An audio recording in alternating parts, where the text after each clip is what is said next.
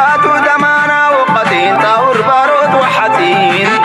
انت امر على ليك تتوقسين وقتين ابايك هم القبا والدفين ابايك وقتين من سميتك بهررا يا ما تدو بانقرار يا كررا محمد ما ترهان كافلا ابايك وقتين من سميتك بهررا يا ما تدو بانقرار يا كررا محمد ما ترهان كافلا للتعلم كله من قال تعلم قلبك كاسني تحسب تتحلم للتعلم كله من قال تعلم اقلعت كاسني تحسب تتحلم واللي قبيل من قابز تتعشم يتتهكي حقايل بقوى كرم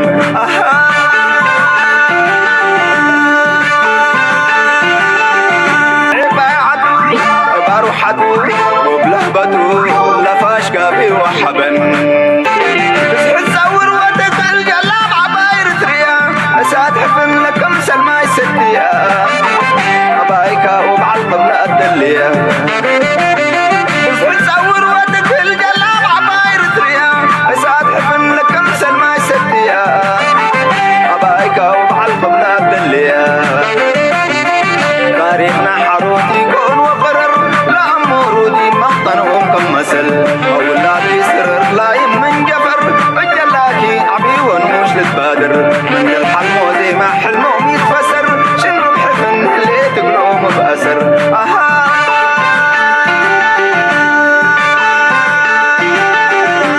ريتريا مشاماتا اتقلبنا لتلم حادق واسر سلام تخطاتلت نايز channel كما تكونوا تبوك تكونوا ناي وتر تمليتان باقنانيو لومون كم وترو العلا قداسنا زلوو تشتوتات حزنا لكم قريبنا لنا كسام موداتا نايز مدب مسانا كبصنحو بخبرنا عدمكم لايك مكبار شير مكبار يتوغ من حسابكم من بهانات من قد دما ناي وتر تاويدنايو تلتغلو تقبرو ودقف دما. However, downstream nations, Egypt and Sudan, between the Egyptian and Sudanese foreign ministries in Cairo on Wednesday. جنتاينا نرجع لنابزي تي أمانغو جبتن سودانن زكاية جلو زمدنا بحتر زبالة ني أبي أحمدن تناي ديغا نمت امبال زقبرو زولو ترارا نعو دبلوماسيا وتساقطن مفتار زقبر زولا كايدا رسنا والسقيقي كم زلون أبي أحمد دما نزك أداماي قدل ويون نزي بجبتن سودان زقبر زولو نوي عمتات زغطسلا قدل ملو مفتعي كي قبره زليلو نابقى بحر قصي خيدالو اتحطو دما جبتي نزي كونتات زي بقربات كاتو لكم زلان ني إثيوبيا يقول نعبي تغطك فترة اللي خيلي يزبالو وسقوم تتعدما بقول من قد يوجدو خمسة لو يزنقر أما وداتا جبتي اتقبرو تخيل نقر انتايو كون زغل كساب حجيك قبرو مخال ولا حنت قبري كلونيا انتاينا نرجع لنا أب قداي نايتي حداسي قدب زبال زلو ويون أب قداي ناينيل جبتي كساب حجي معلبي ويون مفتحك تركباي كالتنا لا سو انتاي مالتي زي معلبو وي مفتحي رقبت له نايز قداي زي مالتي أما وداتا اندحري أبي أحمد بعد الديقم تفلطي لهم جبتي انتاي يمكو قبرو زغلو اتكو قبرو وزغلو وتهدراو من قصقاساتيو بس إثيوبيا وقوك الجمهورية يمكن بلا نخلينا عقل ني سرعتنا أبي قالوا كم زعاتو قبرو كولو it's just ساعة تاو مسيخة أربجي تواجي كاخد قبرو تخل ني إثيوبيا جبتي صبوك يرامي مزفلطو سلامتاي يفلطو بلك مالو جبتي ناب أبقص أم كينات كجمهور تجميرهم ويون زخونة تبقصون تجيرهم زرة حزب إثيوبيا أقول أب خمس خوني فلطيو مغنياتو تاريخاوي تسألعيتنا جبتي أتباهيلا زتمل مله حزب سلا زخونة ناي جبتي وتهدراو من قصقاس عبي وتهدراو من قصقاس نابي إثيوبيا قصو نابي مليسو محيليو انتاي قبر لهم صوب بسلعتا نورمال فغوس زبالة من قدي إثيوبيا قد تاوكينات كقبرولا كم زي دليو جن نتني أب سرعات تغطخ فترة اللي زخل تبقصوتات سودما ناف سوماليا سراويت كامتاو بالسودان زقبر زولو من قدي سلازي نا البرهان نمنقسنا البرهان صبوق يركا محاس مزير ترازم دنا مقبار مزجوبت زمدنا مقبار تايماليتي زي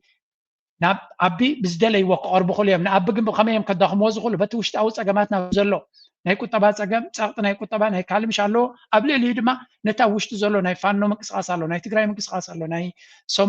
بسوماليا مسؤول سلامتاي أكل السوماي ناي أوغادين مكس قاسل زلو لازم سو ريأكتيفيت تجبرو نتحيل تحجز شنو اللون عود تحجز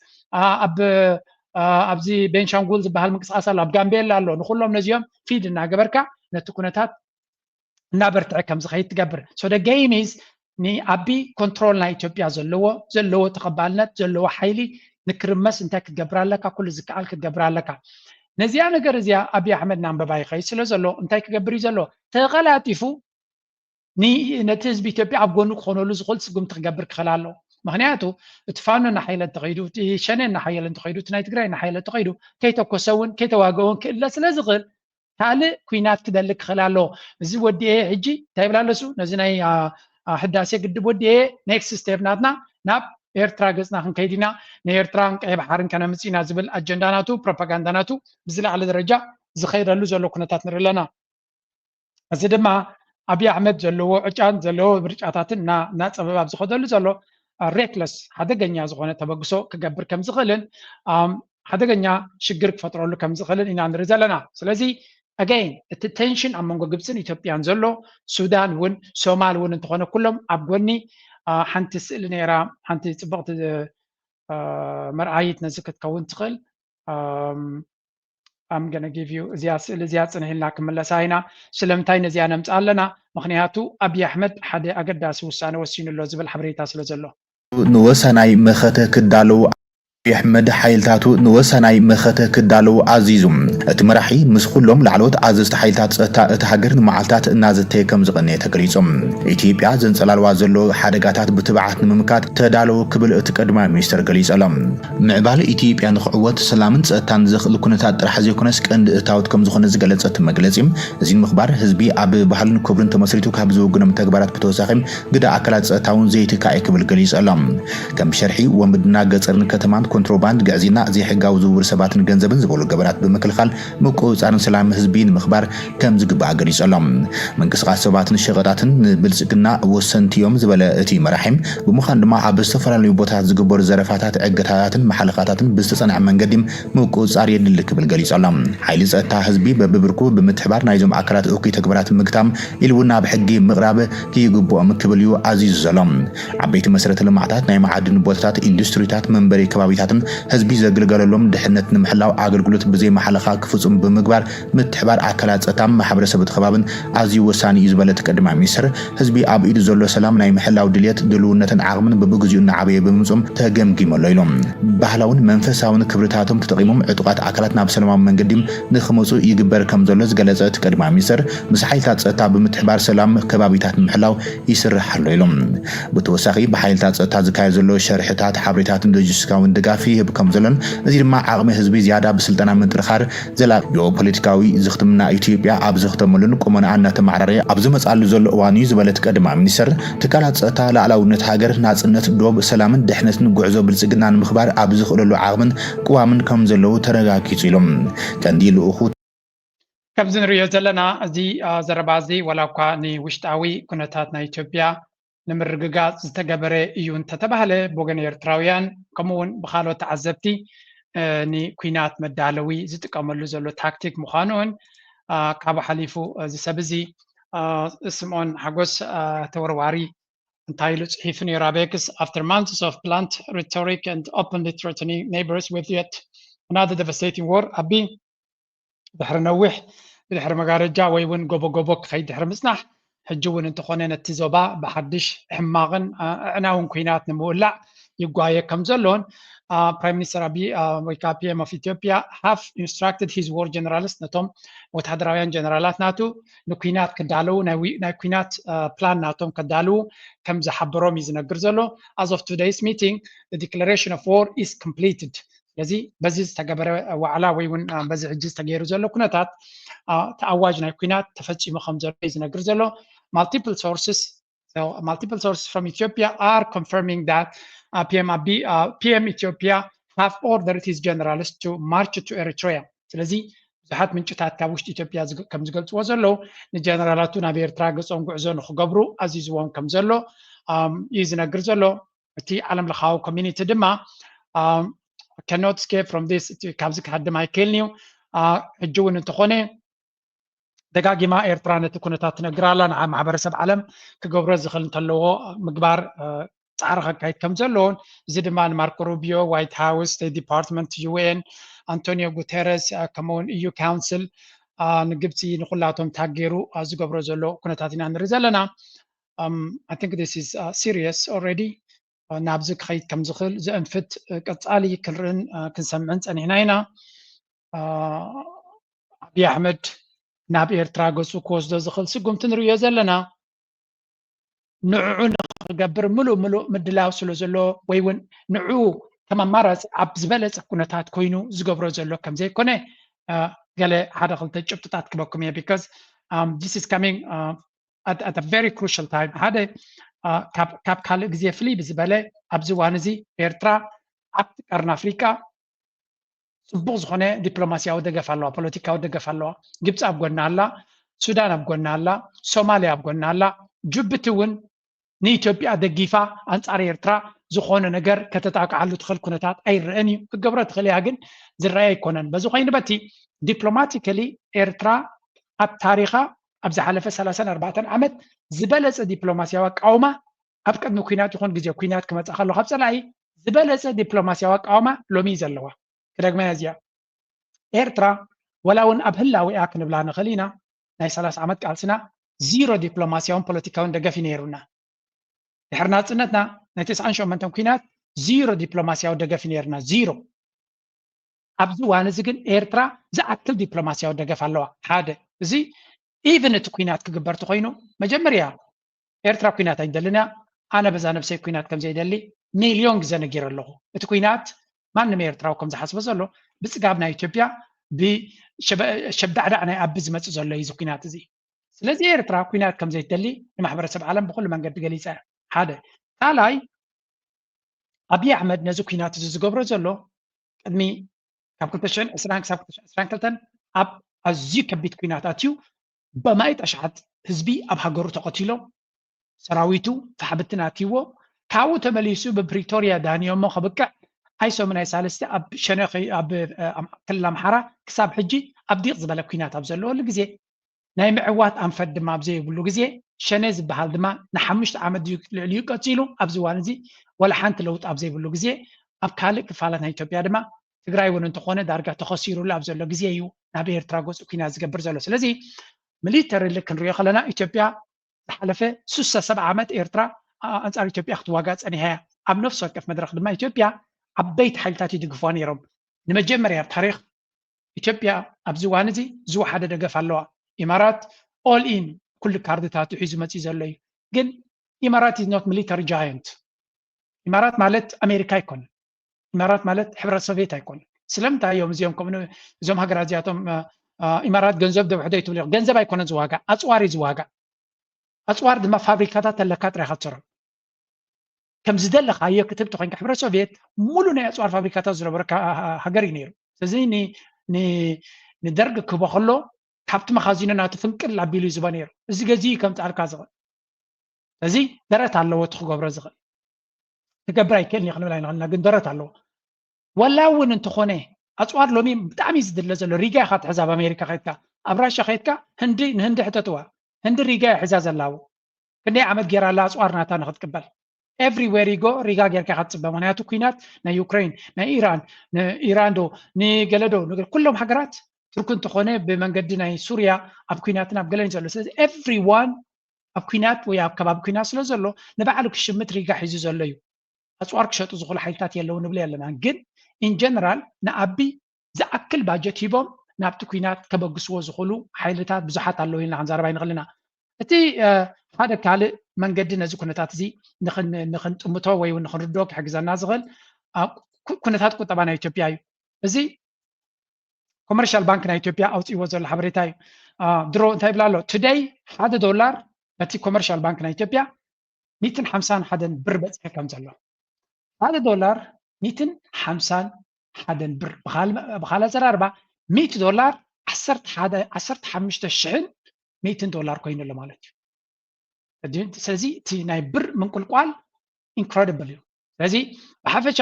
ብር እናንቆልቆለ እዚ እቲ ኦፊሻል ናይ መንግስቲ ሬት እዩ ኣብቲ ናይ ህዝቢ ክበፅሕ ከሎ ግን ካልእ ኣርእስቲ ምዃኑ ምግንዛብ የድሊ ስለዚ እዚኣ ጀዋር ኮለል የብላ ኣሎ ክንዲ ምንታይ እቲ መንግስቲ ናብ ምንቁልቋል ገፁ ይኸይድ ከም ዘሎ ኮመርሻል ባንክ ኦፍ ኢትዮጵያ pushes the ordered exchange rate to 151.5 እዚ ማለት almost 151 نتبع 5 ማለት نتبع already ናብ ሓደ መዓልቲ ናብ 52 ክኸይድ ምዃኑ ማለት እዩ although it claims the bonus is 10 ብር the actual increase is 12.7 ብር it jumped 9.2 overnight ኣብ ሓንቲ ለይቲ ብትሽዓተ ነጥቢ ክልተ ከም ዝደየበ ይዝነግር ዘሎ yesterday they were buying $1 by 138 this morning 151 ስለዚ ኣብ ውሽጢ ሓደ መዓልቲ ካብ 138 ዝነበረ ናብ 151.5 ደይቡ ከም ዘሎ እዚ እንታይ ዘርእየካ ኣቀድማ ቢሉ እንታይ ኣጋጢሙ ነይሩ ኢልና እዚ this is a story that is very fast ቀልጢፉ ዝቕየር ዘሎ ወይ እውን ዝምዕብል ዘሎ ዛንታ ኢና ንርኢ ዘለና ካልእ ነዛ ጉዳይ እዚኣ ብዝበለፀ ዝገለፅዋ ኣዲስ ኢንሳይት ዝበሃል እዮም ናይ ዓቢ ምስ መን ይዋጋእ ከም ዘሎ ክርዳእና ዘለዎ this is very delicate topic መጀመርያ ናይ ቁጠባ ኩናት ንዓቢ ቀንዲ ዘጓየ ዘሎ ንሱ ምዃኑ ኢና ክንርዳእና ዘሎ ኣብዚ ቻነል ድማ ናይ ኢኮኖሚ ቻነል ከም ምዃኑ መጠን እዚ ንቁጠባ ብቐረባ ክንርድኦ እዩ ዘድልየኒ ዝደላኣነ ማለት እዩ ናይ ቁጠባ ቶፒክ እዚ ድማ ዝያዳ ኩናት ማለት ኩናት ብቁጠባ እዩ ኣፅዋር ክትገዝእ ገንዘብ እዩ ዘድልየካ ሰራዊትካ ክትምግብ ሎጂስቲክስ ከተንቀሳቀስ ገንዘብ እዩ ዘድልየካ ኣብ ኩናት እናተንቀሳቀስካ ከለካ ህዝብካ ክትምግብ መድሃኒት ክትገዝእ ኖርማል ኩነታት ናይ ሃገርካ ከተካይድ ኣለካ እንተዘየለ ንስኻ ንግንባር ናኸድካ ከለካ ህዝቢ ተላዒሉ ካብ ስልጣንካ ክጉሕፈካ ከም ዝኽእል ፍሉጥ ነገር እዩ ስለዚ እንታይ ኢና ንርኢ ዘለና ነዚ ማሞ ምህረቱ ዝበሃል ናይቲ ማእከላይ ባንክ ናይ ኢትዮጵያ ልዕሊ ኩሉ ድማ ነዚ ናይ ባንኪንግ ለውጢ ዝመርሕ ዘሎ ኤምባሲ ናይ ኣሜሪካ እንታይ ኢሉ ፅሒፍ እስከ The US Embassy at Addis Ababa thanks Governor Mamo for his service and vision and urges Ethiopia to continue on the reform path he helped to pave. Governor Mamo's bold leadership helped correct macroeconomic distortions that were holding back Ethiopia's economy and its people. Change is never easy, and even less so, he is facing a significant challenge. So, Governor ኣመሓዳሪ ወይ እውን ሓላፊ ናይቲ ማእከላይ ባንክ ናይ ኢትዮጵያ ነዚ ኩሉ ናይ IMF ጉዕዞ ዘተባብዕ ዝነበረ ንሱ እዩ ኣምባሳደር ናይ ኣሜሪካ እንታይ ምልከቶ እዚ ጉዳይ እዚ ምክንያቱ እዛ ኢትዮጵያ ትበሃል ሃገር ናቶም እያ እቲ IMF ዝገብሮ ዘሎ ንኢትዮጵያ ድማ ናይ ኣሜሪካ ድሌት ነይሩ ነቶም ቢልዮነራት ናይ ኣሜሪካ ሃብታማት ናይ ኣሜሪካ ዘገልግል ስለ ዝኾነ ሕጂ እዚ ብምውራዱ ኣመና ምስጋና ንገብረሉ ዝገብሮ ስራሕ ዓብ ከም ዝነበረን ኢትዮጵያ ድማ ንድሕሪት ከይትምለስ ነቲ ንሱ ኣበጊስዎ ዘሎ ክትቅፅሎ ኣለዋ እዩ ዝብል ዘሎ ኢትዮጵያ ኤምባሲ ናይ ኣሜሪካ ብኢትዮጵያ ነዚያ ተቐቢሎም እዞም ኣዲስ ኢንሳይት ዝበሃሉ ኣሜሪካ ከመይ ጌራ why the US embassies tribute insults ኢትዮጵያ እዚ ናይ ኤምባሲ ናይ ኣሜሪካ ብኢትዮጵያ ዝብሎ ዘሎ ብዛዕባ እዚ ማሞ ክሳዕ ክንደይ ፀርፍን ኢትዮጵያውያን ከም ዝኾነ እዩ ዝገልፅ ዘሎ ስለምንታይ ከምኡ ፀርፊ ኮይኑ ብሓፈሻ እቲ ኣርቲክል ተሪኻያ እንታይ ኢሉ ኣሎ ለሚ ሳምራይዝ ገይሮም ኣለዉ ግን ኣብዚ እንታይ ይብሉ ኣለዉ እዚ ተገይሩ ዘሎ ኩነታት ናይ ብሓቂ ኣሜሪካ እትሕጎሰሉ IMF ዝሕጎሰሉ መንገዲ ክኽተል ፀኒዑ እዚ ማሞ ዝበሃል ዘሎ እዚ ግን ክልተ ፅንፅዋይ ኣብ ሓደ ዓዲ ኢና ንርኢ ዘለና ሃብታማትን ናይ ኣሜሪካ ኢንቨስተራትን ናይ ኢማራት ኢንቨስተራትን በቲ ማሞ ዝገብሮ ዝነበረ ኣፀቢቖም ተሓጒሶም ኢትዮጵያ ትራንስፎርሜሽን ተካይዳላ ለውጢ ትገብራላ ንቅድሚት ትኸይዳላ ዝብል ዘረባ ጎደናታታ የብለጭጭ ኣሎ ፅርግያታታ ተዓርዩ ናይ ወፃኢ ሸርፊ ደበሎ ደገሎ እናተባሃለ ይዝረብ ኢልካ وحيدة كيلومتر كابت بانك رحق إلكا نام مركاتو نا إثيوبيا مسكت كاغن اتحقق ويزقول حيزر رأيكا انتهي تحقق يبلا له another reality dominates here reforms means the price of cooking oil that has doubled the cost of that puts injera out of reach and the cruel arithmetic of wages eroded by inflation for the families living hand to mouth ስለዚህ እንታይ ዝብል ዘሎ the floating of the ብር is not a technical policy but a reason they cannot afford imported medicine ስለዚህ እንታይ ዝብለና ዘሎ ነቶም ባንከራትን ሰብ ሃብትን ነቶም ናይ IMF-ን ወርልድ ባንክን ኣሜሪካን ዝሕጉስ ስጉምቲ ገይሩ ኢልኩም ተታውቅሉ ኣለኹም ንተራ ኢትዮጵያውያን ግን ዋጋ ናይ ዘይቲ ዋጋ ናይ መድሃኒት ዋጋ ናይ ጣይታ ናይ ጣፍ ዋጋ ናይ ኩሉ መነባብሮ ንሰማይ ደይቡ እቲ ዝሕዝን ደሞዝ ናቶም ድማ ወላ ሓንቲ ይወሰኸን ብር ካብ 57 $1 57 ብር ዝነበረ ናብ 151 ተርዲኹምሎ ናብ 151 ክድይብ ከሎ መነባብሮ ንሰማይ ተተኪሱ ደሞዝ ናቶም ግን ኣቦቱ ተጠው ኢሉ ዘሎ እዚ ናይ ህይወት ሕቶይነት ተራ ህዝቢ እናበሉ እዮም ዝገልፁ ዘሎ the US Embassy's applause is therefore more than tone deaf ናይ ፀማማት ደርፊ ከም ዝኾነ it is an ideological statement. By celebrating Mehretu's neoliberal pivot, Washington aligns itself with international creditors and foreign investors while ignoring the suffering of ordinary Ethiopians. The statement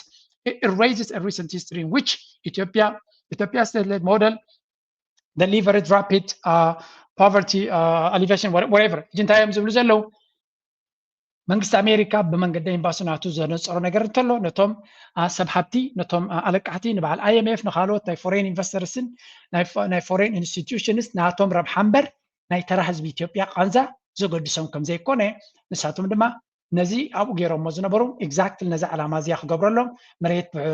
መሬት ናይ ኢትዮጵያ ንኢንቨስተራት ናይ ደገ ከም ድሌቶም ዝገብሩሉ ኣብዚ ቀረባ ድማ እንታይ ፀቕጢ ይመፀሎ እዮም ዝብሉ ዘለው ኢትዮጵያን ኤርላይንስ ሞር ብርኪ ክሽየጥ ከም ዘሎ ኢትዮጵያን ቴሌኮም ሞር ብርኪ ክሽየጥ ከም ዘሎ ናይ ወፃኢ ባንክታት ቀደም ዝኽልከሉ ዝነበሩ ከም ድሌቶም ክኣቱ ከም ዘሎም ገዛ መሬት ክግዛእ ከም ዘሎ ኣብ ኢትዮጵያ ስለዚ ሞር ሪፎርም ክገብር ኣለዎ ኣበይ ኣብ ስልጣን ክኣቱ ተኮይኑ በኋላ ዘራርባ ኣብ ፖለቲካዊ ቅልውላው ዘላ ሃገር ነገራት ንዶላር ዘለዎ ነቲ ፖለቲካ ክቋፀር ዝኽእል ብዝሓሰረ መንገዲ ዝበለፀ ኢንቨስትመንት ክገብረሉ ዝኽእል ኩነታት ይፍጠር ኣሎ እዚ ክብለኩም ከለኹ ሸበትበት ናበልኩም ኢትዮጵያ እንተኸይድኩም ገንዘብኩምን ንብረትኩምን ሂወትኩምን ክትከስሩ ትኽእሉ ኢኹም ኣነ ዝዛረብ ዘለኹ ፖለቲካ ናይ ሃገር ዝቋፀሩ ሰብ ዓቢ ገንዘብ እዮም ነዚ ኩነታት ክረብሕሉ ዝኽእሉ እምበር ተራ ኢንቨስተር ንተራ ኢንቨስተር ቀንዲ ሓደገኛ ኩነታት እዩ ዝሸጠልካ ዘሎ ክጠልበካ ዝኽእል ገዛ ሂበካ ወይ መሬት ሂበካ ዝበለካ ፅባሕ ንጎ ባዕልካ ትፈልጥ ክብለካ ክእል መንግስቲ ቅያር ስለ ዝኽእል ስለዚ ከም ተራ ሰብ ኣብዚ እዋን እዚ ኢንቨስት ንክትገብር ትጓየሉ ቦታ ኣይኮነን እዚ ንሪኦ ዘለና ድማ ናይ ብሓቂ ዘገርም ኩነታት ኢና ንርኢ ዘለና እቲ ሲቹዌሽን ድማ ካብ ግዜ ናብ ግዜ ካብ ሰዓት ናብ ሰዓት እናተቀያየረ ይኸይድ ከም ዘሎን ኩሉ ሰብ ድማ ብጥንቃቐ ብኣንክሮ ክዕዘቦ ዘለዎ መነባብሮ ድማ ኣፀቢቑ ተቀያይሩ ከም ዘሎን ተራ ህዝቢ ድማ ኣብ ልዕሊ ዓቢ ክገብሮ ዝኽእል ስጉምቲ እዮም ዝዛረቡ ዘለው ዳርጋ እቲ ዝበለፀ ቃልሲ ወይ ዓበይቲ ዝዓበየ ሓደጋ ክወድቆ ዝኽእል እንተሎ ኢንፍሌሽን እዩ ኢንፍሌሽን 36% በቲ ሓደ ሰሙናዊ መዐቀኒ ናይ ኢንፍሌሽን ናይ ኢትዮጵያ ዝገልፅ ስቲቭ ሃንኪ ዝበሃል ዝወፀ ሓበሬታ ኣገይን ቁጠባ ናይ ኢትዮጵያ ኣብ ሕማቕ ደረጃ ከም ዘሎ እዩ ዝገልፅ ዘሎ እዚ ከምዚ ኢሉ እናሃለዎ ከሎ ካልእ ኣርቲክል ድማ ብካልእ ወፂኡ ኣሎ መጀመርያ እዚኣ እሞ ክንሰምዓ እቲ ዘሎ ኩነታት ክንርዳእ ጀነራላት ናይ ዓቢ እንታይ ይብሉ ኣለዉ ዓሰብን ናብ ኢትዮጵያ ንምምላስ ንዝወሃበና ግቡእ ክንፍፅም ተዳሊና ኢና ንፅበ ዘለና ክብል ሓደ ላዕለዋይ ጀነራል ኢትዮጵያ ተዛሪቡ ዓይንና ኣብ ቀይሕ ባሕሪ ልብና ድማ ኣብ ወደብ ዓሰብ እዩ ዘሎ እዚ መስዋዕቲ ከፊልና ክነምልስ ድማ ድልዋት ኢና ዝበለ ኢትዮጵያዊ ብርጋዴር ጀነራል ቡልቲ ታደሰ እዩ ዓብ ግድብ ህዳሰ ክንሃንፅን ሃኒፅና ክንውድን ከበድቲ ፈተናታት ሓሊፍና ኢና ዝበለ እቲ ጀነራል ሕጂ ድማ ሕጋዊ ዋንነት ወደብ ዓሰብ ንምርግጋፅ ክንቃለስ ኢና ይደሎ ዕድል ኢትዮጵያ ምስ ቀይሕ ባሕሪ ዝተኣሳሰር እዩ ዝበለ ብርጋዴር ጀነራል ቡልቲ ታደሰ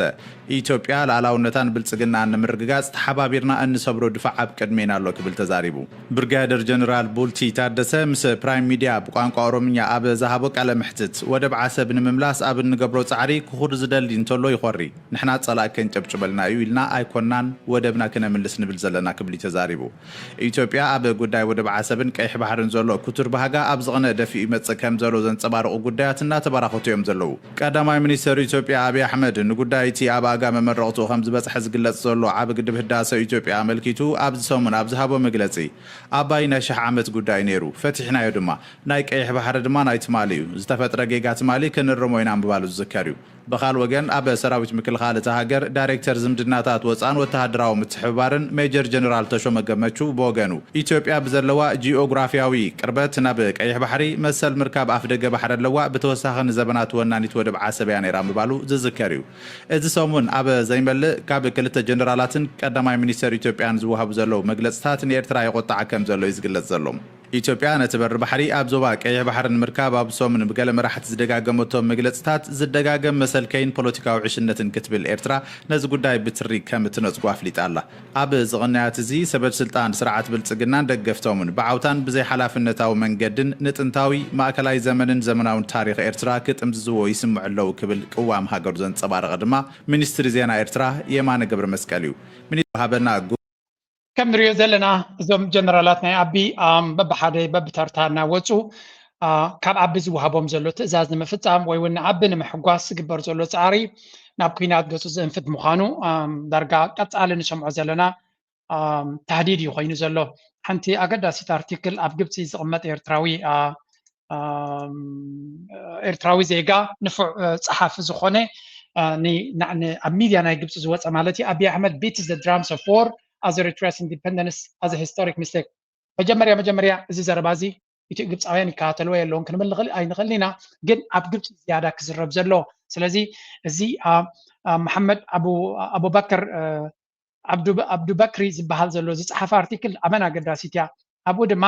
ዝያዳ እንታይ ኢሉ ይጠቅስ let's have a look into ኣብታ ኣርቲክል እትያ Eritrea's permanent representative to the UN እንታይ ዝብል አብይ አሕመድ ክንድምንታይ ንልኡላውነት ናይ ኤርትራ ንምድፋር ይሰርሕ ከም ዘሎን ነቲ ዘሎ ኩነታት ድማ ብሕፅር ዝበለ ኤርትራ እንታይ ዓይነት መልሲ ትበሉ ከም ዘላ እዩ ዝገልጽ ዘሎ ኢትዮጵያ ኣብ ልዕሊ ኤርትራ ክትወስዶ ትደሊ ዘላ ስጉምቲ ነቲ ኤርትራ ክትምልሶ ንዝቐነየት ብፅቡቅ ዝኾነ ቋንቋ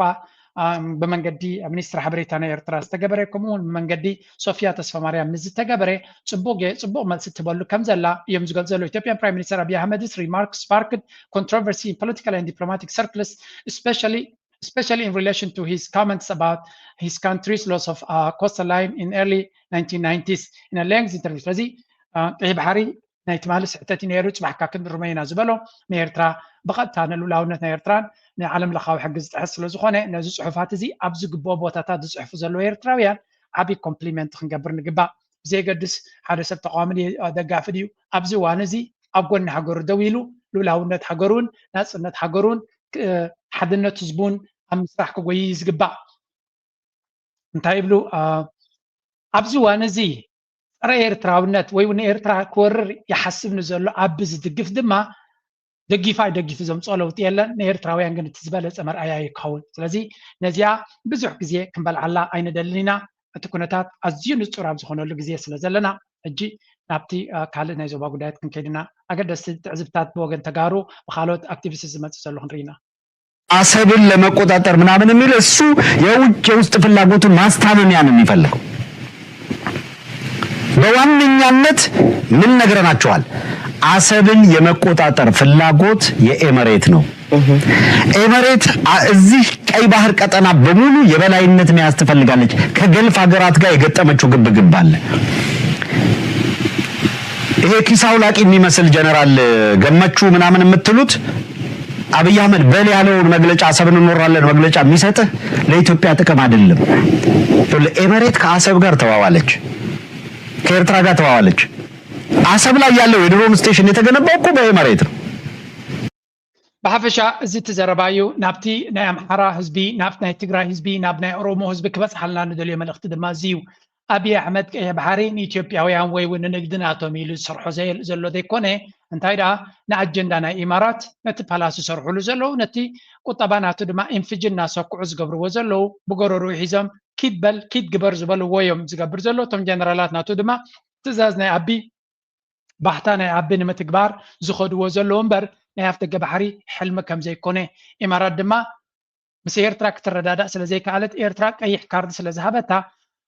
ንኤርትራ ብሓይሊ ተመሊሳ ኣፍ ደገ ባሕሪ ናይ ኤርትራ ክትወስድ እያ ትፍትን ዘላ ኣብ ልዕሊ ኤርትራ ዘለዎም ጌጋ ስእሊ ጥራይ ዘርእየካ ኤርትራ ብከምዚ መንገዲ ብከምዚ ናይ በዓል ኢማራት ናይ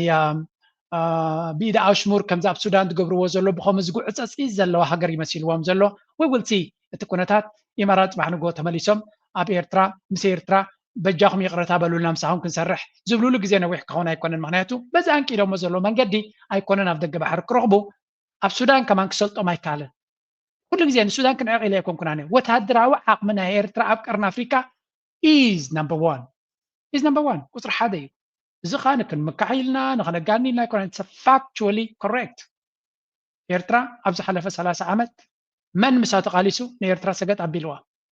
መለስ ምስ ኩሉ ደገፍናቱ ዌር ኢዝ ሂ ሱዳን ዑመር አልበሺር ዌር ኢዝ ሂ ብየመን ዝነበረ ስዕድ ዓብደላዲ ወላ ሁኤቨር ሂ ኢዝ ኣበይ ኣሎ ሎሚ ኖባዲ ኢዝ ዴር ንሶም ዝመርሕዎ ዝነበሩ ስርዓታት ሙሉ ብሓብትን ኣትይዎ ስለምንታይ ቅልፅም ናይ ኤርትራ ከተፍርሶ ይትኽእልኒ ኢኻ እሞ ከዓ ኣብ ዓዱ ንዘሎ ተቃውሞ ክስዕር ዘይከኣለ አብይ አሕመድ እሞ ከዓ ብናይ ዓረብ ሓገዝ ኣብ ሱዳን መፅዩ ንሱዳን ከማን ዝኾነ ነገር ከስልእ ዘይከኣለ ንኤርትራ ከፍርሳየ ዝብል ዓረ ዝኾነ ሰራዊትን ህዝብን ዘለዋ is not possible ስለዚ تزبلت دما إثيوبياويان أبغون أبوك سلفولو أبزي دليل زلوا جزي. This is the most interesting time. أبي أحمد دما نمود داتا كارتاناتو ركيسيت أود كم زلت رأينا نرجع. كذا ولا جن يا هربا متي ودم كراي والفرما أي بحر كبابين وتدراوي بيز لما أدرك فلقج. إسحاق نجارو سلقباونا خليلو شيء قال فاجرات قار ندمنا قاتشو سلاوكا يا إمارات جنزة بكر بينوال. وده زارس كوس مقبات على الفلقة. إمارات جيبوتي إيدج كجيبوتي قار يسلا سامت ول تفرار ربج جيبوتي الوده بلا مسترد. أنا إيرترا كالكوليشن وانت بقير نتام إثيوبياني زي منهم زلوا مس إمارات زبعة زلون إمارات مس قربابتها زي تعيت أبكو دبنا متي أمس إيرترا كتعي تخلنيها عربنا عطاتهم بحيمانوتهم بقربتنا بخلو سعودية قربيتهم قطر قربيتهم عمان قربيتهم مسجون كلهم مس بحرين مس كلهم زي أدوات هجر كما يجي أمس إيرترا كتقدو سلازي إيرترا أكند كاب نيو معدوم تيوز مس إمارات كتجلجل تفتن قربابتنا تا سعودية بوبسيوم سودانيو سوماليو جيبوتيو of course إثيوبيا قربيتنا توي مساتهم كسرها تمرت إيرترا إثيوبيا زبحة كنو كلهم قرباب تقديفو مقابرينا إمارات كوين سلوزلو سلازي إيرترا زمرت صوت من قدي انتهي مخاني نقرالو حاد بلو لي نغتسل መወያየታችን ለምን ረበሸው? አንደኛ እርግጠኛ ነበር በቃ ሁሌ የሚኩራራበት ነገር የማፍረስ ችሎታዬ ሁሉ ነገር ማፍረስ ይችላል ብሏል። ብዙ ነገር አፍርሷል። የፈረሰ ግን ተመልሶ እንደሚገነባ አላወቀም። እና ሰዎች ወደንቱስ መጋዛ ፈልግን እንጂ ብሔርና ብሔሮችን ብቻ ግለሰቦችን በሙሉ ማቆራረጥ የቻለ ሰው ስለሆነ ሰዎች ተመልሰው ይሰባሰባሉ፣ ይወያያሉ፣ ይስማማሉ አልገመተም። ምክንያቱም እዚያ ድማ ጀዋር ተይዝብል ዘሎ አብይ አሕመድ ብኩሉ ካብ ትፅቢቱ ወፃኢ ከም ዝኸደ ንኣብነት ጀዋር ናይ ኦሮሞ አክቲቪስት ንረብሓ ናይ ህዝቢ ኦሮሞ ጥራይ ዝቃለስ ዝነበረ አክቲቪስት እዩ ነይሩ። ምስ ኣምሓሩ ብሓደ ኮይኑ ብሓደ ልፍንቲ ገይሩ ኢትዮጵያ ክቃለስ እዩ ዝብል ገምጋም ኣይነበሮን። ስለዚ ብናይ ኣቢ ካልኩሌሽን ልክዕ ከምታ ኣብ ካል ኣጋጣሚ ስታሊን ዝገለፃ ንተጋሩ ንኤርትራውያን ንክልትዮም ደም ለኽየዮም እየ እዚኦም ንሓዋሩ ኣብ ኩናት ክነብሩሎ እዮም። መንግስቲ ኤርትራን ህወሓትን ወይ እውን ትግራይን ንሓዋሩ ኣብ ኩናት ስለ ዝነብሩ ናይ ሰሜን ግንባር ተዓፅዩ ብኣይ ወገን ኢሉ ካልኩሌት ገይርዎ ነይሮም። ምክንያቱ ዕሸላዋት ሓሳስባ ዘሎ ናይ 30 ዓመት ናይ 30 ገለን ዓመታት ታሪክ ከንብብ ዘይክል ናይ ፕሬዚደንት ኢሳያስ ሓንቲ ኢንተርቪው ኣላ እዚ ኣብ ዝገብሮ ዘሎ ታሪክ ዘይንብብ ዝገብሮ ሰብ እዩ ብምባል ገሊፅዎ ነይሩ። ምክንያቱ ህወሓትን ህዝባዊ ግንባርን ኣብ ብዙሕ ኣይሰማምዑን እዮም ነይሮም። ኣብ ኣገዳሲ መድረክ ግን ፍልልያቶም ገዲፎም ብሓደ ይሰርሑ ነይሮም እዮም። ፅምዶ ዝበሃል ነይርዎም ካብ ቀደም ሕጂ ብወገን ናይ ኣቢ ገይም ማለት እዩ ኣብቲ ኩናት ናይ ትግራይ ንክልትዮም ኣንፃር ሓድሕድ ስለ ዘባልዓክዎም ንሓዋሩ ክባልዑለ እዮም። ኣነ ድማ ፀገመይ ክፈኩስ እዩ ንኦሮሞን ኣምሓራን ድማ ኣጋጭዮ እዮም እየ እዚኣቶም እውን ወዲአ ተጋሩ ምስ ኣምሓሩ ባኢሶ እዮም እየ ተጋሩ ምስ ኣምሓሩ ንሓዋሩ ክባተኹለ እዮም ኣምሓሩ ምስ ኦሮሞ ንኩሎም ኣባኢሱ ንሱ ዓራቅና መሰለ ኣብ መንጎኦም ክነብር ይሓሲቡ ነይሩ። የስወት ኣይሰርሐን እዩ ዝብሎ ዘሎ ጀዋር ገይም ተረዲና ምስ ልደቱ ድዩ ምስ ካልኦት ኢሊት ናይ ኣምሓራ ምስ አንዳርጋቸው ጽጌ ምስ ገዱ ድዩ ምስ ኩሉ ብሓደ ንሰርሕ ኣለና። ስለምንታይ ኢትዮጵያ ክድሕነሉ ትኽእል መንገዲ እምበር ፀወታ ናይ ኣቢ ክሳዕ ክንዱ ኣገዳሲ ስለ ዘይኮነ ይብል ኣሎ። እቲ ንሪኦ ዘለና ድማ እንታይ ዝፈጥር ዘሎ መጠን ኣቢ ሓደጋኛ እናኮነ ዝቐፀለሉ መጠኑ ኣብ ውሽጢ ኢትዮጵያ ተፀላዕነት ናቱ ጥርዚ ይድይብ ዘሎ። ስለዚ እቶም ናይ ኣሜሪካን እቶም IMFን ካልኦት ዝምውልዎም ንሳቶም ልክዕ ከምቲ ንጌታቸው ረዳ ንፃድቃንን ደገፍ ከም ዝህልዎም ኣምሲሎም በቃ ህዝቢ ትግራይ ዝድግፎም ዝመስሉ ዝነበረ ሽዑ ምስ ተቐልዑ ጌታቸው ረዳ ኣብ ትግራይ ከሎ ደገፍ ዘለዎ ይመስል ነይሩ። ኣኼባ ይግበር ንዑ ዘጣቅዑ ገለ ይረአ ነይሩ። ካብታ መቐለ ሃዲሙ ኳርታ ገይሩ ሃዲሙ ንኣዲስ ኣበባ ምስ መፀ ግን እንታይ ዓይነት ደገፍ ከም ዝነበሮ ናብ ትግራይ ቤዝ ከም ዘይነበሮ ኩነታት ድማ ኖርማል ክቕፅል ምስ ጀመረ ተፈሊጡ እንኮ ተሪፋ ዘላ ሕጂ እታ ምዕራብ ትግራይ እታ ደቡብ ትግራይ ትበሃል ዘላ ድራማ እያ እምበር ካብቱ ካልእ ትግራይ ተጓሒፉ ድሕሪኡ ትፅምዶን ገለ ናበይ በፂሑ ኣሎ። ልክዕ ከማ ድማ ኣቢ ኣርቲፊሻል ደገፍ ዘለዎ ይመስል ዘሎ ምስ ግዜ ግን ንሳ እውን እታ ዘላ ገይም እውን ክትቅየር ከም ትኽእል እቲ ናይ ኣምሓራ ሚድያ ድማ ፅቡቅ ገይሩ እዩ። አብይ አሕመድ ኣብ ጥርጥሮ ስለ ዘለዎ ኣብዚ ስምዕዎ እንታይ ይብላሉ? የማይገባቸው ስለ ብሔራዊ ጥቅም የማይረዱ በተለይም ስለ ህልውና ጥቅም የማይረዱ በመከላከያ ብቻ የሚፈጸም የሚተገበር የህልውና ጥቅም እንዳለ ምንም የማይገባቸው እነሱ كم تريوم زلهم زيهم كانتهم نايم حرا اكتيفيستس ناي اورومون كلاتهم زياتهم ربحنا ايثيوبيا زي ردهم شفاتيهم قالنا بليهم زاربوهم زلهم well the problem with these people are ناي ابن كادرتاتون زقبروا زلو عبس الوازلوهم عب كفال ناي حبرتسب ناي ايثيوبيا بتو زلو ناي قطبا ناي بوليتيكا ناي وتدرام قصاصات ناي ابي حماق زقاطمو زلو حزبي ريبريزنت سلا زقبرو متونسو زغوانيهم زلو متونو دما اتيناتو تصلعنا شجري فترالو كالي ኣብዚ ዋን እዚ ኣብ መንጎቶም ናይ ኣምሓራ ኣክቲቪስትስ ናይ በዓል ጀዋር ንኣቢ በታ ሓንቲ ኣገዳሲት ይሃርምዎ ኣለዉ ብፍላይ ናብ ትግራይ ዘመልከት እዚኣ ስምዕዋ ናይ ብሓቂ this is also I call this an intelligent game ዝበሃል ድማ ስለምንታይ እዩ ኣብዚኣ ሓንቲ ቪድዮ ክበክም I hope I can find it easily እዚኣ ስምዕዋ እዚኣ ቪድዮ እዚኣ የመለስን ጫማ ለመሙላት ሞክሮ እጁ ሁሉ በጣም አድሯል። ስለዚህ ጫማውን መቅደድ ነው የጀመረው። he couldn't fit into the shoes so ጫማውን መቅደድ ነው የያዘው። መለስ አካዳሚን ቀየረው፣ ፓርኮቹን ቀየረ። አንድ የመለስ ባልደረቦች የውጭ ሀገር ሰዎችን አንድ ላይ የገነቡትን ተቋምን የመውረስ ስራ እያካሄደ ያለው ኢሬዝ ለማድረግ ከሌሎቹ የቀድሞ አመራሮች በተለየ መልኩ እሱ ኢሬዝ ለማድረግ ይሄዳል። እሱ ኦኬ የአመራሮች እሺ ያ የስነልቦና ችግር ነው እንበል ግድም ካልእ ድማ ኣብይ ኣሕመድ ኣብዘን ዝሓለፋ 3 4 5 6 ዓመታት ሓደ ካብቲ ብተደጋጋሚ ዝገበሮ ሌጋሲ ታሪክ ናይ መለስ ዜናዊ ኣብ ኢትዮጵያ ንክድምስስ ናይ መለስ ኣካዳሚ ዝነበረ ድዩ ምስ መለስ ዝተሓሓስ ኩሉ ክድምስሶ እዩ ዝፍትን ነይሩ ተገብራሉ ጀባር ኣብዚ ነቶም ተጋሩ ነቶም ደድሕሪ ኣቢ እናኸዱ ከልምፁ ዝፍትኑ ዘሎ ክንምንታይ ሽዩጣት ምዃኖምን ነቲ ሌጋሲ ናይቲ ናቶም መራሒ ዝነበረ ንዑን ኮላይ ክድምስስ ዝፍትን ዘሎ ሰብ ምዃኑን ብካልእ ዘረርባ ንተጋሩ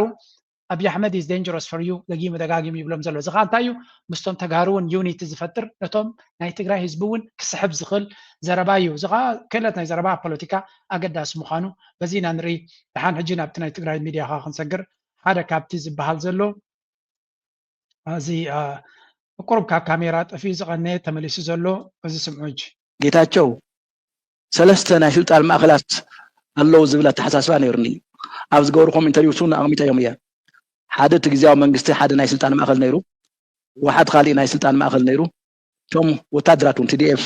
ዝበሃሉ ናታቶም መራሕቲ እውን ካሊእ ናይ ስልጣን ማእከል ነይሩ እዚኦም ሰለስቲኦም ይዋጠጡ ስለ ዝነበሩ ኣብ ትግራይ ቁም ነገር እውን ክስራሕ ኣይከኣልን ነይሩ ኣብ መወዳእታ ግን እዞም ሰለስቲኦም ተዋሂዶም እዮም አንድም ሶስትም ዝብልዎ ኮይኖም እዮም አንድም ሶስትም እዮም ኮይኑ ዘለዉ ማለት ህወሓት ስቶም ሰራዊት ሸሪኹ ነታ ግዝያዊ መንግስቲ እውን ተቋፂርዋ ኣሎ ሕዚ እቶም ዋና ሓይሊ ኣብ ትግራይ ስልጣን ለወጥቲ ሓይሊ እቶም ካብ ኮርናዕ ዝተባሃሉ ጀነራላትን እቶም ላዕለዎት ኣመራርሓ ናይ ህወሓትን እዮም እዚኦም ሓቢሮም ኣለዉ ሓደ ኮይኖም ኣለዉ እቲ ግዝያዊ መንግስቲ እውን ናይዚኦም ተኣዛዚ እዩ ጀነራል ታደሰ በዚኦም ይተጣሹ ካብ መጀመሪኡ እውን ትጣሽቶ ኣሎ ብርግፅ ኣብዚ ናይ ኣብይ ፍቃድ እውን ኣሎ ኣብይ እሸይምዎ ዘሎ ናይ ኣብይ ፍቃድ ኣሎ ካብ ብሓፈሻ እንታይ ኢና ንርኢ ዘለና ነቲ ኣብ ትግራይ ዝግበር ዘሎ ኩነታት እዩ ዘረጋግፅ ዘሎ ንቐፅል ኣብዚያ ድማ ክልተ ቪድዮታት ንሰምዕና ጎላ መልኩ ሲነገር እና ሲነሳ የነበረ ጉዳይ ስለሆነ ሰርቫይቫል ነው ስለዚህ ሰርቫይቫል ደግሞ ማንኛውንም አይነት ዋጋ የምትከፍልለት ስራ ማነው አይነት ብሔራዊ ፍላጎት ነውና ኣብዚ ጠጠው ክነብላ እዚኣ ያው ኩሉ ዓይነት መስዋዕትነት ዝኽፈል እዩ ካብ ራብዒት ዝተረፋ ወደ ፋይታ ናይ ክትክንፀን እንተለና ዘይሕጋዊ እያ ተገንፂላ ዝበሎ ኣብቲ መወዳእታ ተዛረቡ ኣሎ ግን ኣብዚ ርእቱ ሃበለን እስቲ ካብ ላዕሊ እስካብ ታሕቲ እቶም ዓበይቲ ጀነራላት ጥራሕ እዮም ዘይዛረቡ ዘሎ ሎው ፕሮፋይል ዝኾኑ ብንእሽተያት ጀነራላት እዩ ዝንገር ዘሎ ግን ውዒል ሓዲሩ ብግልፂ ዋላ ቀዳማይ ሚኒስትር እውን ሰሚዕካ ኣለካ እሳቶም ዝዛረብዎ እውን በብሓደ ኢና ክንወቅዖም ኤርትራ ብሓደ ትግራይ ብሓደ ንንወይንቶም ኢና ንወቅዖ እምበር ሓንሳ ኣይንወቅዖምን ዝብል እውን ውፅእቱ ዝብል ሓበሬታታት እውን ኣሎ በብሓደ ዝበሃል ውግእ መቸም ክልቲኦም ሎም እንተዘይነቂሖም በብሓደ በቃ ኣነ እንተነኺኡ ንፀግም እቲ እንተነኺዎ ፀገም የብለይ ናባይስ ካብ ዘይመፀ ዝብል ስምዒት ክህሉ ከም ዘይኽእል ንፅበዮ ነገር እዩ ግን ሰብ ዜሮ ይተሃበሉ ኣብዘን ናይ ክልተ ቪድዮታት ሕዚ ስታሊን ምንታ ገይር ንምግባር سير على على طريقها أنا إرترا يعني زملكات بعقواوينا تجنسلنا ولا 10 كيلومتر رحقوا يملكتكم على ما كف حق زي لهم كم عقوتو كارا خرد اللون إرترا من قصن هزي إرترا يزقتف إحنا إرترايان وين هزي إرترا أخينا نقاط علم وين خل أنا زي أحد مزيزة خل على زدلي عزنا مويا وخركر تمسينا بايزوي كيدنا خيدنا حدا كان استقراين أنا زارا ميدا كرم سنة صور حكا ودي خور كتور حي فلتا إرترا زقبرو قس ناو تقراي سو عرساز خالت حاجر تبحال إرترا انت زي هاليا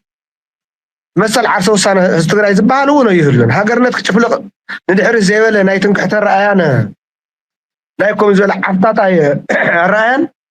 أو سمين زول حيل سألا يزول الرأي هاجر إرترا خفرس يحافرة تقراي تبحال كل المفرات ندحر تايول سو خول كاين مخول ترى اليوم إرترا نتتكوستيت أو تقراي كم تتكوستيت يتقطراني التيميت قولون على إرترا هذا سقاط تقرايها إرتراون وانجل الجوانن لا يتقراون وانجل الجوانن زقبرت اللهزن حق نقزع خام الطباق زي كونس أو سمين نسلت أنا زصاح حيل اللون سمين انتن بركينا هنا نعرف كيلو ومبرنا تصنع نعرف كيلو ومبر حسكازر كبروحة كم دلائنا نقبر زبل ولتكاوي تنتان اللون هايتي أي بحكي بعد قد فايز قبل وزلو سرح مس ستالين زد النق سرح يو أي بحكي زد النق سرح كالي كليب كابزا فيديو زياز واتسات ونسمعوا أبزي حاسو غيرهم زلو أمرأي تطويلهم كحاسو غيرهم زلو أمرأي حرق زي آدم حرق زي دوري تأكوهم زلو حرق زي هداسي يقدون ناخدو عوض وزبلهم زلو فالفهم زلو خما تشالت أمرأي أمرأي متنخي أنوا حقوهم زخونات أمرأي متنخي أنوا 4 كيلو ومبرهم كم تنقانو قلهم سلوز فولتيهم سلوز بحرقات تزولك هذا نخنا يسمين حيل مدفع دليت اللهم ومبرهم وحسم قار دليت اللهم تنا إيكونومي كرايسيس تنا عرق مريت تنا يوكلنا ونيوم دولار يدوهم زلو قلت ببا فتسني بحال اللهم زوس أولون دليت النيوم بحرقات كعتا تصم دخنوا بالعيداتهم تون قدم تصم دو تعويان تول وقزعن تول ويا مرحاني تا تصم يا استاذ انت عينك برتلكاني مرحاني تا تصم يا وفوتي متعاطى زي تلامدت متأمرة زي تلامدت طويلة وحط متبل كيات فوت تبل نلتقنا خرميم يبلا 4 كيلو خف تبلو صوم ديا ولك خلو جن وطنا له الريق خبر خلو ناينيتو دخازو الكاسة كالي سمكن وينا سمكن وينا هذا كايتر على خلن قبل له ናይ ብሓቂ እቲ ፅምዶ ዝበሃል ብወገን ኤርትራውያን እቲ ጥቕሙ እቲ ኣገዳስነቱ እቲ ኣድላይነቱ ስለ ዝረኣና ኣነ ካብ መጀመሪኡ እውን ፅምዶ ከይተጀመረ ከሎ ኤርትራ ኣሰላልፋናታ ፅቡቅ ጌራ ክትሕይል ኣለዋ ዝብል እምነት ስለ ዝነበረ ንፅምዶ ክመፅእ ከሎ ካብ መጀመሪኡ ንፅቡቅ ጥራይ ክኸውን ዝኽእል ምክንያቱ ሓደገኛነት ናይ ኣብን ኣካይዳናቱን ድሕሪ ቀፃሊ ትከታተሎ ኣለኻ ዕሸልዩ ቆልዓዩ ቤንቢናዩ ገለመለ ዝበሃል የለን እዚ ሓደገኛ ሰብ እዩ ሓደገኛ ሰብ ስለ ዝኾነ ካብቲ ናይ ትግራይ ጥፍኣት ዘይተማሃረ ኣብ ኣምሓራ ካብ ዝግበር ዘሎ ክመሃር ዘይደለየ ኣብ ኦሮሞ ዝግበር ዘሎ ኣብ ካልእ ኢትዮጵያ ዝግበር ዘሎ ንህዝቡ ብድሮን ክሃርም ዝኽእል ሰብ ሓደገኛ ሰብ ምዃኑ ለኪምካ ክጠፍእ እዩ ትፉእ ዘይተርፍ እዩ ግን ለኪምካ ክጠፍእ ስለ ዝኽእል ፅምዶ ኣገዳሲ ስለ ዝኾነ ካብ መጀመርያ እቲ ፅምዶ ክሕይል ኣለዎ ኢልና ናይ ብሓቂ ምሁራት ለባማት ዓበይቲ ነዚ ጉዳይ ኣብ መንጎ ትግራይን ኤርትራን ዘሎ ዝምድና ናይ ብሓቂ ሰራውር ከም ዝሰድድ ክገብርዎ ተስፋ ንገብር ናይ ግድን ኣይኮኑ እቶም ዓበይቲ ፖለቲከኛታት ጥራይ ክሕዝዎ ዋላ እቶም መንእሰያት እውን ብወገን ኤርትራ ለባማት መንእሰያት ካብቲ ዓዲ መፅኦም ካብ ትግራይ ድማ ከምኡ መፅኦም ኣብ ደገ እውን እቲ ስኮላርስ ብዙሕ ግዜ እኳ ይበሃል እቲ ናይ ምሁራት ማሕበረሰብ ናይ ምሁራት ናይ ተጋሩ ናይ ኤርትራን እውን ብሓደ ኮፍ ኢሉ ነዚ ጉዳይ እዚ ናይ ብሓቂ ናብ ዝበለፀ ደረጃ ከብፅሖ ክኽእል ኣለዎ ስለምንታይ ፅምዶ ብቃላት ክግለፅ ዘይክእል ኣስተዋፅኦ እዩ ገይሩ ዘሎ ኣብዚ ዝሓለፈ ኣዋርሕ ሕጂ እውን እንተኾነ ነቲ ከጋጥም ዝኽእል ኩናት እንተጋጢሙ ምናልባት እዩ ነቲ ክወርድ ዝግብኦ ዕንወትን ይኹን ካልእ እቲ ዝዓበየ ድርዒት ድፋዕ ኮይኑ ዘሎ ፅምዶ እዩ ምክንያቱ ንኣቢ ክዕንድረሉ ዝኽእል ዝነበረ ባይታ ኩሉ ስለ ዝዓፀዎ ስለዚ ናይ ፅምዶ ኣስተዋፅኦ ኣፀቢቑ ክብሪ ዝግብኦ ነገርን ብዝለዓለ ናሃር ክቕፅል ዘለዎን እዩ ንእሽተይ መማቕርቲ ጌርና ክንሓልፍ سبورت كبرات تخاطلتنا سمنا وزينا سبورتي نايلوم مدبنا اذا لوم اب عدن وردان وريدا زلا باسلطان سلطنه غرماي تمرح ابزا استات 15 عام زفرمتهم ابالات زنبر امه تطقيما نغليهم بلقا احنا بكال كلبات نغليهم كادسكيلا ابغزوم كم زوعلو زغبرتهم انا خنلاليكم مزيزا وردان عدن كببان وريدا زلا ناي طفشو غانتا بزحات تصاوتين فريمم ابالات خوينم نوح غزي مسا خوينم تصاويتهم انت خونه اتناي تطقيمكا مغحف صبق كله زلو ناي وردان عدن غانتا اسلطان سلطنه غرماي نخلهم زفرمم تطقيمو سلا زغحفهم اذا غانتا كينو فقود داسكيت كا صبحي انجرا مدفا كال زغبرته سلا زيله لومن استقيمون زخورين ام فرام طرايا تصميدا زلا كابتم افريما تطقيما زقنصلتهم زدسكرتهم سرح حلو زغبرتهم اواريدا يحسيرا زفانوتهم جناون كيدايت بول خمس خيد غبر زبل مسلا تطقيما بعلم كم زوصت غبرهم زلا نلومي كابتم بزحات ازم زسعبيهم حق تتزاربو حقيات كوين زسمع بحسط موادر تزيبلو امانيل اياسو تغبرهم زلا بعفشا انت ناي زينا سبورتي لو من غيرومو اي تسع نطراي خاطبلهم اتس فيري انترستينج ازن ريو زلنا كونتات اوكي ناو ليتس شيفت لربيت كابتي درق زباله نابتي لسلس زباله سكنسكر مجمريا بزيا خنجمر انو ينتي كونا بمدغرا كسيكنا كم زقدم بينا بقلقل اوانات اب قلم حتيت كم نملسهم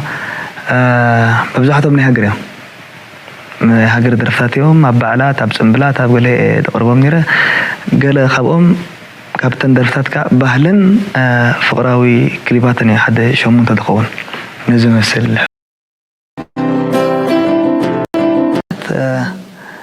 بزح قانقا مفتان دس بلني قانقا تغري ابتخ نبر كله خابي ابجندا اقصى 5 كفله تمهركو نايتو قانقا غلغله ملكتالو عرب كابزح سمعني رناي محمد عبد العزيز الكابيلي وردي زي خاب غزخ كله سلتذكرو عرب بخمس صلوا ني عفر كمو خمس قديمنا خبل صنحنا ناي تغرينيا خا ناي باريا درفتاتنا اسمان عبد الرحيم ابو يغرماي سلمون زي ما مسلمني كاله كاب عدنا وصيل كا خمس معك دس بلني وناي سمال درفتات ناي جبوت درفتات نزي حجي بقرب بغزي خطغبرهم ويدما كسرح لهم حسب مخناتو بزح قانقا تملخ قانقا بزح سبي خطخون مسلني